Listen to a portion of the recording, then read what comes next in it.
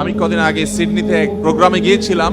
এক বাংলাদেশি ভাই আমাদের, তিনি তার সন্তানের কথা বলতে গিয়ে চোখের পানি ছলছল করে তিনি বলছিলেন যে ভাই, ছোটবেলা থেকে নিজে কোলে পিঠে করে সন্তানকে মানুষ করেছি, এখন আমারই মেয়ে বাসা থেকে বের হয়ে চলে গেছে, সে তার মতো করে থাকে, আমাদের বাসায় আসে না, কারণ এই সমাজ তাকে সে রাইট দিয়েছে সন্তান 18 বছর হওয়ার পর তার যা খুশি তা করবে। এমনকি 18 বছর হওয়ার দরকার না, ছোট থাকলেও সন্তানকে কিছু বলা যাবে না, বললে সন্তান পুলিশ কল করে বাপ মাকে ধরাই দিতে পারবে, এটা তার রাইট।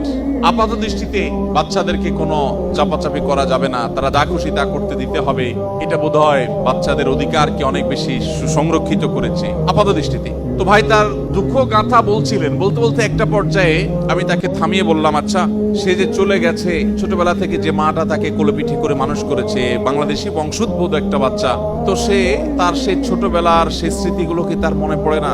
তার কি সে ভাই বোন তার মা বাবার কথা মনে পড়ে না? সে স্বার্থপরের মতো কোথাও গিয়ে একাকী বসবাস করছে, তার কি মায়া হয় না?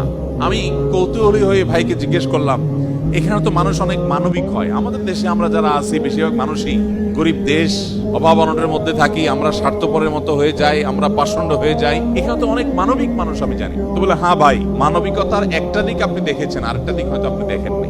তাই আমি বললাম, কিরকম? উনি বললেন যে দেখেন, আমার সন্তান তার গালে যখন কুকুর জিব্বা দিয়ে চাটে তখন সে এটাকে খুব এনজয় করে। একটা প্রাণী, সে অ্যানিমেলকে অনেক ভালোবাসে, তার ভিতরে পশু পাখির প্রতি অনেক মায়া দয়া, সে ওইভাবে ওই কালচারে বেড়ে উঠেছে এবং ওই শিক্ষা পেয়েছে এবং সে এটাকে অনেক এনজয় করে, এটাকে অনেক ভালোভাবে নেয়। কিন্তু তার যে মা তাকে আদর করে, যত্ন করে, স্নেহ মমতা দিয়ে কোলে পিঠে করে মানুষ করেছেন, সেই মাকে এখন সে ভুলে গেছে।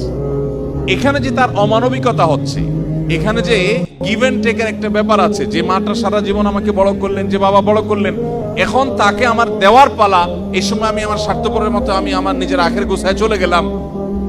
এখানে যে একটা বিশাল বড় মানবিকতার গ্যাপ তৈরি হয়েছে, এটা বোঝার মতো সেন্স তাদের নাই, এবং এটা এই সমাজের শতভাগ মানুষের কালচার, কমন কালচার। প্রিয় ভাইরা আমার, শয়তান আমাদেরকে আধুনিক পৃথিবীর অনেক চকচকে দিক এগুলো দেখিয়ে বিভ্রান্ত করে ফেলে, আমরা দিন থেকে সরে যাই, আমরা জাতে উঠার জন্য তাদের অনুসরণ করে আমাদের সব হারিয়ে ফেলি।